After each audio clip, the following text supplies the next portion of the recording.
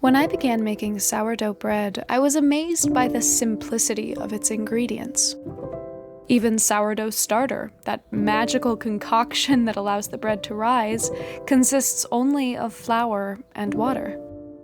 All that you need is flour, water, and salt. And, well, plenty of time and skill. Of course, time and skill can't be written off as an afterthought.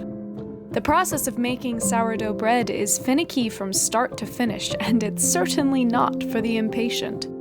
Just making a sourdough starter involves weeks of feeding, stirring, and adjusting, hours of watching for tiny bubbles that might mean something is working.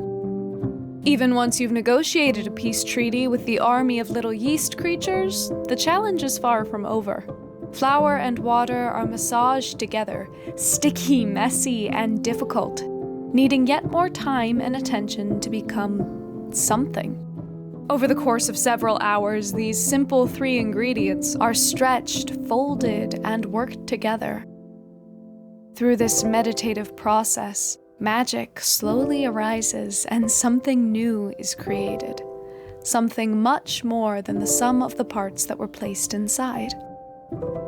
I could make bread 1,000 times with the same 3 ingredients, and none of those journeys would be the same. The minute details within the process are endless. The temperature of the kitchen, the origin of the flour, the strength of the hands working the dough, the delicate balance of flour, water, and frustration. All of these things make every single loaf of bread unique, even if the same 3 ingredients go into the bowl each time. Sourdough bread is a labor of love, skill, and time. What you get at the end is something special to that moment in time, never to exist again. These days, everyone wants to be a trailblazer, creating novel things, telling original stories. The best new novels are lauded as original and unique and something never before seen. Especially in storytelling, I often fixate on this concept of originality. My hypercritical mind makes every story I create somehow feel like a copy. If it has elves, it must be derivative of Tolkien. A sword lights up and suddenly it's a Star Wars spin-off. A character is mentioned by prophecy and I've rewritten Harry Potter. I end up feeling that everything I make is a derivative rip-off of every other story that every other author has written or will write. I know I can't be alone in this feeling. In a world where every story is picked apart into tropes and themes and character archetypes, simply so that we can dismiss it as unoriginal, the intrinsic value of these very tropes, themes, and characters falls by the wayside. Tolkien speaks in his essay on fairy stories of something called the Cauldron of Story. The Cauldron of Story, he says, has always been boiling, and to it have continually been added new bits, dainty and undainty. This cauldron, Tolkien explains, is a sort of collective imagination, shared by those who read, write, and tell stories. Elements of story and myth are placed into this pot, and over the course of decades, these things are simmered and cooked down together. When storytellers ply their craft, they dip into this cauldron, taking these characters and tropes to be used in their own stories. In Tolkien's eyes, using the cauldron isn't unoriginal, it's essential.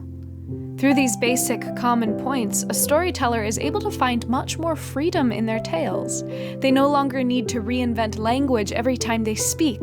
They use the words we all know to create something entirely new. This novelty comes from the hands of the maker.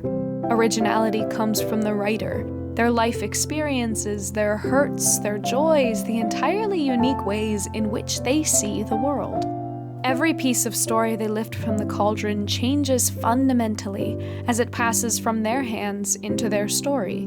These transformed elements go back into the pot, and the cycle continues, slower than honey, tropes and characters taking on new elements as they pass through the hands of history. When I make a loaf of bread, I don't worry that this one won't be special. I measure out my 3 simple ingredients. I feel them between my fingers. I take in the way that they blend together, the way that nature, time, and skill take hold of them, and I trust that originality will come, just as it always does in a well-created story. Tolkien didn't fear the Cauldron of Story, and yet the works that he crafted have changed the landscape of literature forever. The myth behind his stories lends them legitimacy, not scorn. He created a new myth from the old that continues to be bended and twisted and carved into new and thrilling pieces every day. Rather than seeking for originality, the artists need only concern themselves with seeking truth.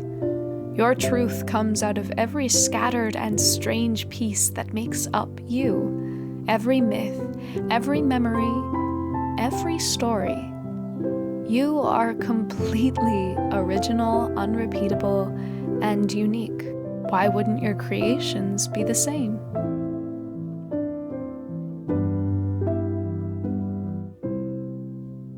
Hi, I'm Jess, part-time hobbit, and I already talked to you about Tolkien. I really enjoyed mixing it up this week, so you guys will have to let me know what you thought in the comments. I also just made a Ko-fi, which is like a virtual tip jar, so if you have a few dollars laying around and you want to support this channel, that would be really great. Any donations would go towards gear or materials and just help this channel run. Subscribe if you haven't, and hit that notification bell so that you're notified every time one of my videos go up, and like this video if you enjoyed it. I'll see you all next week, and I hope that you all have a very happy, hobbity day.